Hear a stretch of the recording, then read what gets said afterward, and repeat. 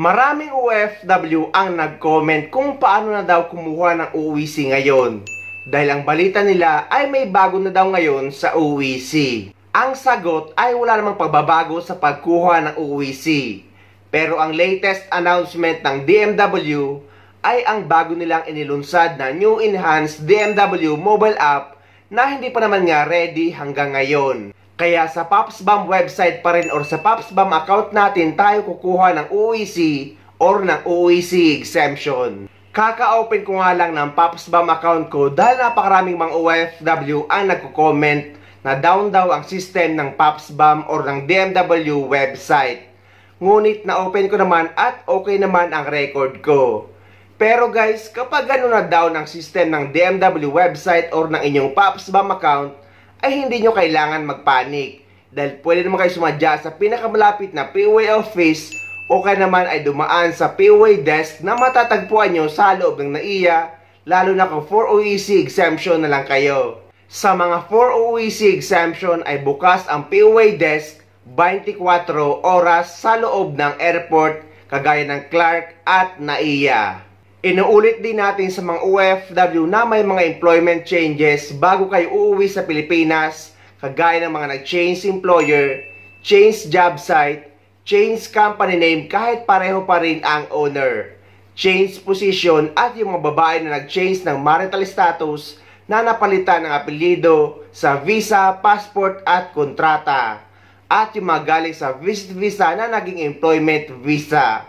Isama na rin natin ang mga OFW na first time na uuwi sa Pilipinas para magbakasyon. Kailangan nyo pa-verify na kontrata sa Polo Office kung saan bansa kayo nagtatrabaho para makakuha kayo ng updated UWC sa POA sa Pilipinas at para hindi kayo magkaproblema kapag pabalik na kayo. At ang mga requirements sa pagkuha ng UWC sa POA para sa mga OFW na nabanggit ko ay number 1. Ang inyong Polo verified contract. Number 2, ang inyong valid passport at ang inyong valid working visa. Yan lang naman guys na tatlo ang kailangan nyo dalhin sa pagkuha ng UWC sa POA sa Pilipinas. Hindi na kailangan ng SORNA statement at lalong-lalo na ng insurance. Inalis na ang dalawang yan. Ngunit eto guys ang bago sa PopsBomb na upon contract verification ay na-update na ang UWC sa inyong PopsBomb account. So meaning guys, yung date ng pag-verify nyo ng inyong kontrata ay yun na yung magiging date created. Kaya napapansin ng maraming OFW na pag-open daw nila ng kanilang PopsBomb account ay ready to print na ang kanilang UWC. Yun nga guys, dahil na-update na ang inyong UWC upon contract verification. So huwag kayo mag-alala guys dahil kung aabutan man ito ng expiration bago pa man ang flight nyo pabalik sa ibang bansa, ay kailangan nyo lang mag-reacquire or kumuha ng bagong UWC gamit ang PopsBomb account nyo. Basta kapag updated na ay hindi nyo na kailangan pumunta sa POA. Ipaprint nyo na lang.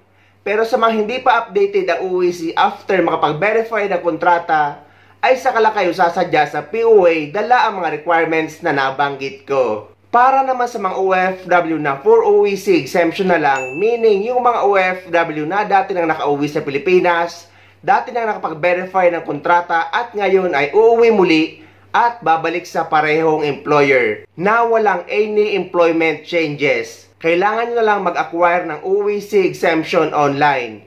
Paano? Ito ang step-by-step guide video. Sa video na ito ay ituturo ko sa inyo kung paano kumuha ng UWC exemption online. Dahil guys, kinuhanan ko ng UWC exemption ang kasamahan ko dito na uuwi para sa kanyang bakasyon ngayong katapusan ng July. Isang buwan lang kasi ang bakasyon na kinuha niya, kaya pwede na siya mag-acquire ng UWC exemption dahil 2 months naman ang validity nito. At ginawan ko din ang video para maipakita at maituro ko sa inyo. At para makapag-acquire na kayo ng inyong UWC exemption ay pupunta kayo sa PopsBomb website na onlineservices.dmw.gov.ph na ilalagay ko na yung link sa description ng video na ito para hindi na kayo magkamali. And after nyo mapasok yung website ay i-click nyo lang yung let's go. Ilagay nyo na ngayon ang inyong email address at ang inyong password, then click login. Pero guys, kapag ganito ang lumalabas, ay huwag kayong matakot dahil kailangan nyo lang muli ulitin ang inyong pag-login. At inulit ko nga ulit ang pag-login ng email address at ng password ng kasama ko. At nakapag-login na nga ako. At makikita nyo dito na input your Pag-ibig ID. I-close nyo lang yan guys kung wala naman kayong Pag-ibig dahil pwede naman kayong makapag-proceed kahit walang Pag-ibig number. Hindi kagaya dati. Then, eto na guys, kapag nandito na kayo sa inyong dashboard para makapag-acquire na kayo ng inyong OEC exemption, ay i-click nyo yung balik manggagawa na nakalagay sa gilid. At lalabas ito. Mababasa nyo dito, passport data available. Pag-ibig number, not available. Pero i-click nyo lang yang next. At lalabas ito, previous BM contract do not have deployment details. Huwag kayong matakot guys. I-click nyo lang yang close. Then, ilalagay nyo na ang date ng pabalik nyo sa ibang bansa. Take note guys na kapag mag-a-acquire kayo ng OEC exemption is ang date pabalik sa ibang bansa or yung flight nyo pabalik sa ibang bansa ang ilalagay nyo. Dahil ang ating OEC or OEC exemption ay ginagamit natin kapag papunta tayo sa abroad or sa bansa kung saan tayo nagtatrabaho. And after nyo malagay yung date ng flight nyo pabalik sa ibang bansa, ay i-click nyo lang yang next. At lalabas na ito guys. May mga tanong dyan sa baba na kung are you returning to this employer? Are you returning to this job site? Are you returning to this position? At yung pang-apat na tanong na you aware daw na you may face disciplinary action kung mga maling impormasyon ang ilalagay mo. Ang sagot dyan guys ay kailangan nyo lang lahat i-click ang yes. Dahil nga wala namang pagbabago sa employment information nyo. And after nyo maklik lahat ng yes ay lalabas na ito. Evaluator's remarks. At may makikita nyo dyan na pula, print OEC at nakalagay lahat ng information nyo at status completed. So, i-click nyo lang yan guys, kulay pula na print OEC. And after nyo maklik yung print OEC at dapat meron kayong document viewer para makita nyo ang inyong OEC. So, kapag naklik nyo na yan, ay eto na guys. Yan na ang inyong OEC exemption. Ganun lang kadali mag-acquire ng OEC exemption sa inyong PAPSBAM account. So, ang tanong ng karamihan na kailangan pa daw ba magpa-verify ng kontrata kapag nakapag-acquire na ng OEC exemption at babalik lang din sa parehong employer at wala namang pagbabago sa employment information. Ang sagot guys, kapag nakapag-acquire na kayo ng OEC exemption at wala namang pagbabago sa employment information, ay hindi na required ang panibagong Polo Verified Contract. Okay na yan guys, dalhin nyo lang inyong printed valid contract kapag magbabakasyon kayo sa Pilipinas, just in case man hanapin sa immigration. Just in case man na nakalimutan nyo na ang inyong password at ang inyong email address at hindi nyo na talaga ma-open ang inyong PAPSBAM account, ay pwede naman kayo magsadya sa pinakamalapit na POA office sa lugar nyo or dumaan sa POA desk sa loob ng NAIA. Pwede nyo iparetrieve ang inyong PAPSBAM account sa kanila at pwede na rin kayo magpa-print ng inyong OEC exemption doon.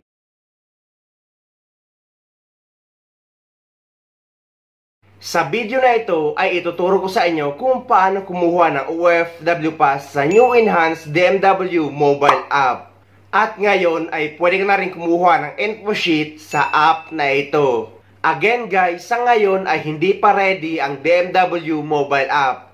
OFW Pass pa lang at info sheet ang na-access sa ngayon. Yung contract verification sa DMW mobile app ay hindi pa. Pero kapag okay na ang lahat, ay gagawa naman natin ng video tutorial. Sa mga nagtatanong kung bakit daw hindi sila makapag-login sa kanilang DMW mobile app at hindi sila makakuha ng OFW Pass. Inuulit natin guys na OEC pa rin ang gagamitin pabalik sa ibang bansa. At sa DMW website or PAPSBAM account nyo pa rin kayo kukuha ng OEC or OEC exemption.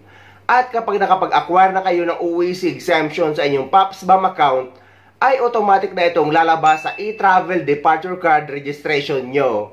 Pero just in case man na hindi mag-appear yung OEC exemption or OEC sa inyong e-travel departure card, ay okay lang yan. At least ay hawak nyo ang inyong printed OEC. So, simulan na natin ang pagre-register. Sa mga wala pang app, ay kailangan nyo muna i-download ang app or ang DMW mobile app sa Play Store. Pero ako dati nang may app at dati na akong may account. And after nyo mapindot ang DMW mobile app ay lalabas ito. I-click nyo lang yung skip at dediretso na kayo sa login. At dito sa login, kung may account na kayo sa inyong PopsBomb, ay yung email address at password nyo sa PopsBomb ang ilalagay nyo dyan. Then click login at lalabas ito. Click OK. At lalabas ito. Klinik ko dito ay not now. At ang sabi dito, check your email address for OTP verification. At pupuntahan nyo na guys ang inyong email address para kunin ang OTP code. At after nyo makuha ang OTP code ay ilalagay nyo na dito. And after that, click submit. At lalabas ito. Dito guys, pinapagawa kayo ng bagong password. So, after nyo makagawa ng bagong password, ay yun na yung magiging password nyo sa DMW mobile app. Hindi na yung password nyo sa inyong PopsBomb account. Pero yung sa PopsBomb account nyo guys, sa PopsBomb website, ay yun pa rin ang password nyo. Maiiba lang dito sa DMW mobile app dahil nga gagawa na kayo ng panibagong password. Kaya guys, mahalaga na ilista nyo ang email address na ginamit nyo at ang password nyo sa PopsBomb at dito sa DMW mobile app para hindi nyo nakakalimutan. So dito guys sa password nyo or sa bagong password nyo ay ang ilalagay nyo ay at least 8 letters. May big letter, small letter at symbol. And after that, click confirm. At lalabas na ito, password updated. Click OK.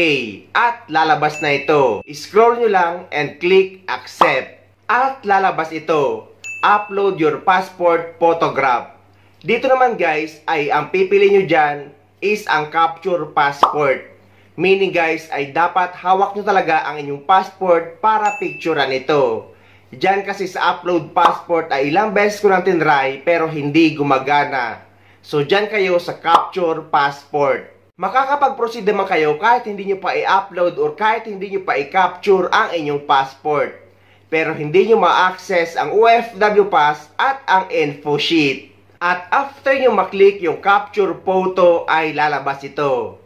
Click take photo. At dito naman ang pipiliin nyo ay while using app. And after nyo mapicturean ang passport nyo ay lalabas ito. I-click nyo yung check sa baba. And after that, lalabas ito. Dito guys, ang klinik ko ay never. Pero pwede naman i-click yung save. Dahil automatic nang lalabas ang password kapag save ang pinindot nyo gamit ang cellphone nyo. Hindi na kayo magta-type ng password kapag magla-login. Pero ako, ang pinili ko ay never. Kaya guys, mahalaga na lagi nyong tatandaan or ililista ang inyong password at email address para hindi nyo nakakalimutan kapag magla-login kayo sa inyong DMW mobile app o kaya naman sa PopsBomb account. Dito naman guys, kailangan nyong i-crop ang passport nyo na dapat data page lang ang nakikita. And after nyo makrop ang passport nyo, i-click nyo ang check sa taas. At dito naman, click continue. Dito naman sa passport information ay ilalagay nyo ang complete name nyo, passport number, at ang passport issue date, at ang passport expiry date. And after that, click save. At lalabas na ito. Passport update successful. Then click OK. At bubungad na sa inyo ang inyong OFW Pass. Ang nakalagay nga dito sa expiry date ng aking kontrata ay mali. Pero yan nga ang purpose ng contract verification sa DMW mobile app pero hindi pa gumagana sa ngayon. Pero soon kapag okay na ay gagawa natin ng video tutorial kagaya ng nabanggit natin kanina. At kapag klinik nyo ang inyong info sheet, ay lalabas ang inyong employment information, ang inyong pangalan, ang inyong passport number, at ang inyong employer, at ang inyong sweldo. So, ganoon lang naman guys kung paano mag-register sa new enhanced DMW mobile app. OFW Pass pa lang at info sheet ang naa-access, hindi pa lahat. Pero kapag okay na ay gagawan ulit natin ng video tutorial. Inuulit natin na dapat sinisave nyo or nililista nyo ang password at email address na ginamit nyo para hindi nyo nakakalimutan. Pero just in case man guys, mahirapan kayo sa DMW mobile app, okay naman sa inyong PopsBomb account ay base sa sinabi ng DMW ay pwede pa rin kayo sumadya sa pinakamalapit na opisina nila para matulungan nila kayo. Sa DMW naman, sanay kami mag-handhold with our public, with our clients. So, kung halimbawa hindi adept at a smartphone, unang-una, nabagi ko nga kanina, pwede pa rin yung internet-based systems that preceded the smartphone app, no? Which means, kung halimbawa, sa isang computer monitor at home or wherever else, pwedeng gamitin yon. Hindi naman kailangan smartphone app lamang. Pangalawa, nabanggit ni Yusek Dave, pwede yung mga kamag-anak. Pwede si ate o si kuya o si anak na adept at the IT, no? Para tumulong doon. Pangatlo, hindi rin namin inaalis yung face-to-face transactions. Ang kaigihan ng digitalized transactions, it eases the traffic in our offices, in our overseas, regional, and central offices. So, kung na-ease na yan, marami ng, kasi karamihan naman talaga will go through the smartphone and internet-based systems. So that means, pwede na si senior citizen OFW, mas komportable na ang aming facilities ng face-to-face transactions or assistance that we could provide. So, nandun pa rin naman, may mga kiosks tayong nakahanda, may mga proper signages, sabihin halimbawa assistance with respect to the OFW pass or securing exit clearances o anumang service ng DMW. Nandun yung mga tao natin, whether overseas or here, central office or regional office, para tumulong. So ayun guys, sana may nakuha kayong idea at sana nakatulong ang video na ito sa inyo. At sa mga hindi pa dyan nakasubscribe sa channel ko, please don't forget to subscribe my YouTube channel and please click the notification bell para lagi kang updated sa mga upcoming videos na gagawin ko tungkol sa mga updates sa ating mga OFW. Mula dito sa Dubai, maraming salamat. See you next time.